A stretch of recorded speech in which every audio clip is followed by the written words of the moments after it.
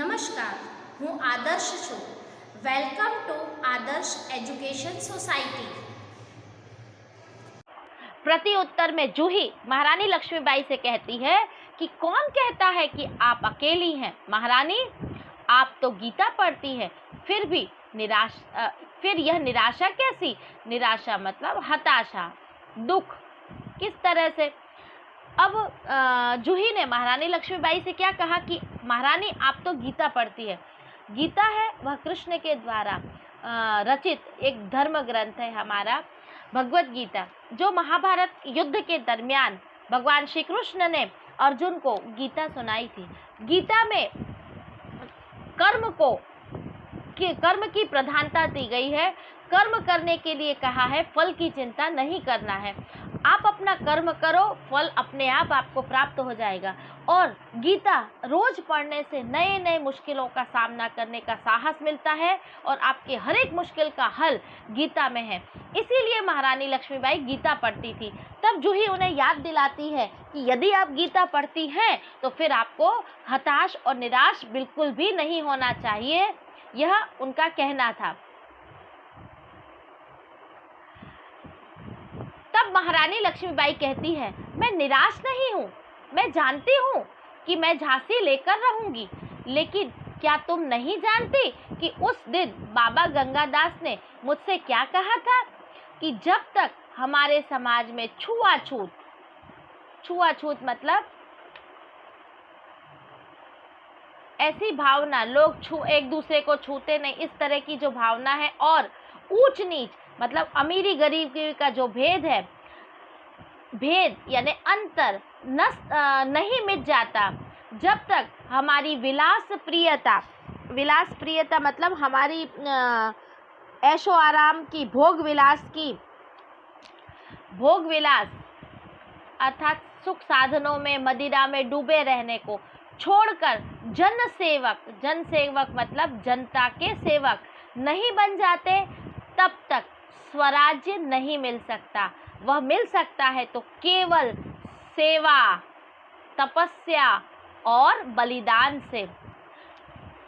जब महारानी लक्ष्मीबाई ने जूही से कहा कि जूही, मैं यहाँ पर निराश नहीं हूँ, मैं जानती हूँ कि यदि मैं चाहूँ तो मैं अकेले ही अंग्रेजों से टक्कर लेकर झांसी को वापस ले ही सकती हूँ, परंतु बाबा गंगादास ने उनसे कहा था कि यदि हम स्वराज्य प्राप्त करना चाहते हैं तो सबसे पहले हमारे समाज में से हमें छुआछूत की भावना अर्थात एक दूसरे को हीन दृष्टि से जो देखना है, ऐसी भावना, अमीरी और गरीबी की भावना का जो अंतर है हमारे समाज में, उसे सबसे पहले मिटाना पड़ेगा. और हर एक व्यक्ति जो नागरिक है और जो नेता है, उसे अपनी विलास प्रियता मतलब ऐशो आराम की, भोग विलास की वस्तुओं को छोड़कर जनता का सेवक करना, जनता मतलब लोगों का सेवक बनकर यदि हम कार्य करेंगे तो ही हमें स्वराज्य हमारा मिल सकता है.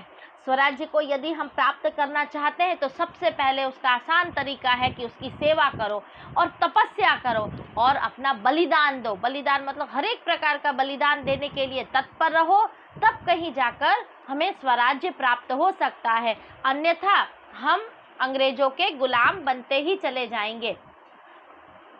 यह बात जब रानी लक्ष्मीबाई ने जूही से कही तो जूही कहती है, लेकिन महारानी, उन्होंने यह भी तो कहा था कि स्वराज्य प्राप्ति से बढ़कर स्वराज्य की स्थापना के लिए भूमि तैयार करना है, स्वराज्य की नींव का पत्थर बनना है.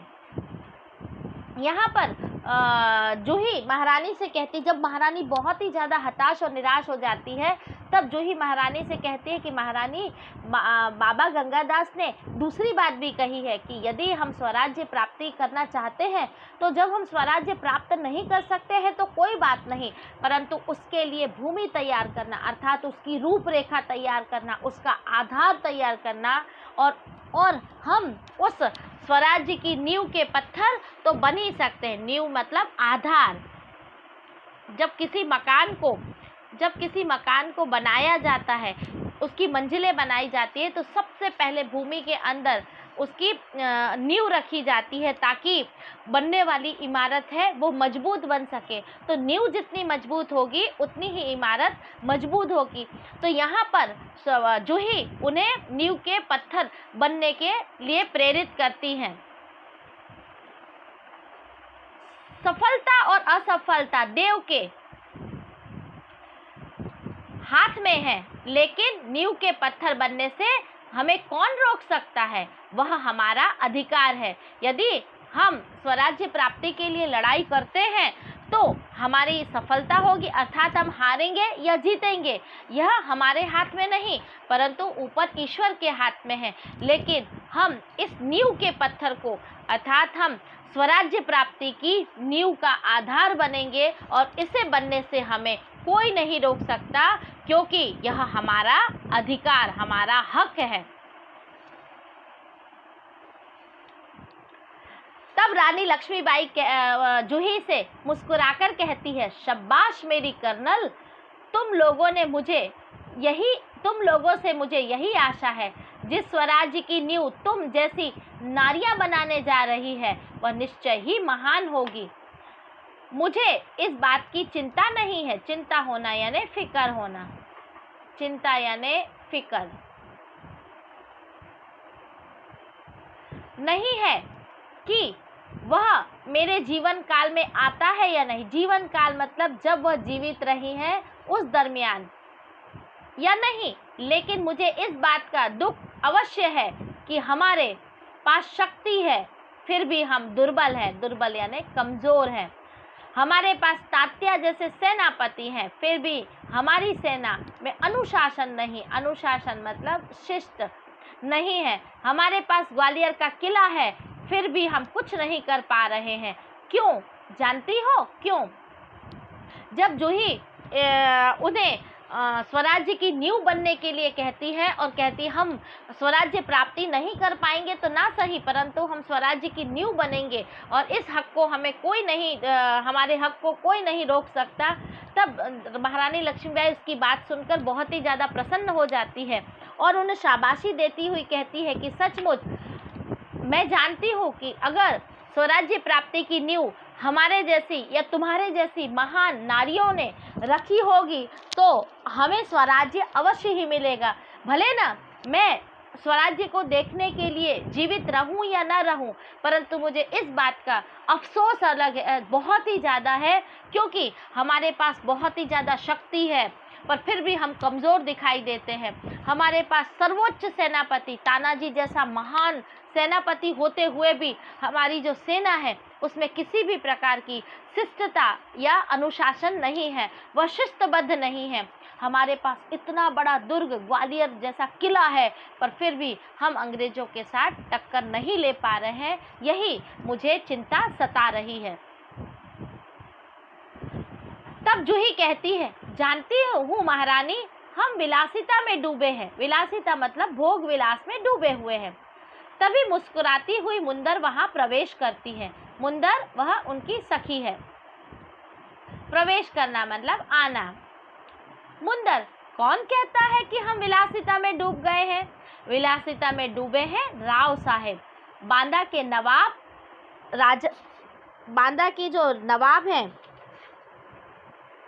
रघुनाथ राव और सेनापति तात्या।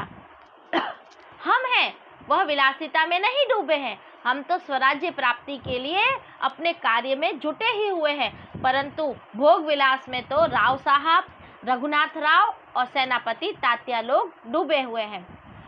जूही मुंदर के बात सुनकर प्रत्युत्तर में कहती है कि सहसा, सहसा यानी अचानक, नहीं मुंदर, सेनापति नहीं।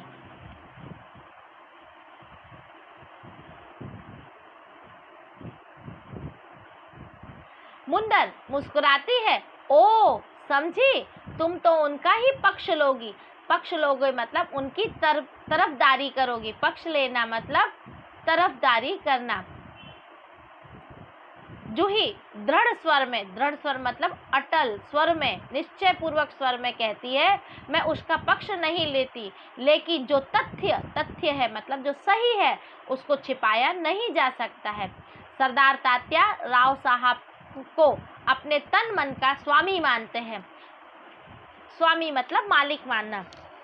राव साहब है वो भोग विलासिता में डूबे हैं। हकीकत में तात्या टोपे है ऐसा करना नहीं चाहते हैं, परंतु राव साहब उनके स्वामी हैं, उन्हें वह अपना मालिक मानता है, उनके कारण वह उनके साथ खड़े रहे हैं। मुंदर और तुम उनको अपना स्वामी मानती हो, अर्थात मुंदर है वह तात्या टोपे सेनापति से प्रेम करती थी, वह अपने पति के रूप में उन्हें स्वीकार कर चुकी थी। तब जूही कहती है, हाँ मैं उनको अपना स्वामी मानती हूँ और मानती रहूँगी, लेकिन उनसे भी अधिक मैं महारानी को अपना स्वामी मानती हूँ। स्वामी मानना मतलब मालिक मानना। और महारानी से बढ़कर मैं अपने देश को अपना स्वामी मानती हूँ। देश के लिए मैं सरदार को भी ठुकरा सकती हूँ और ठुकरा चुकी हूँ।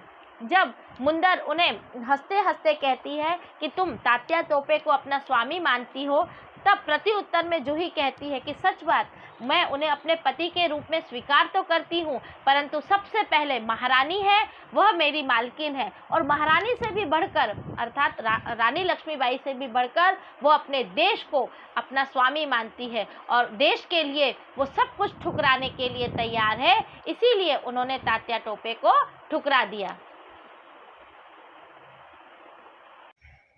Thank you for joining us.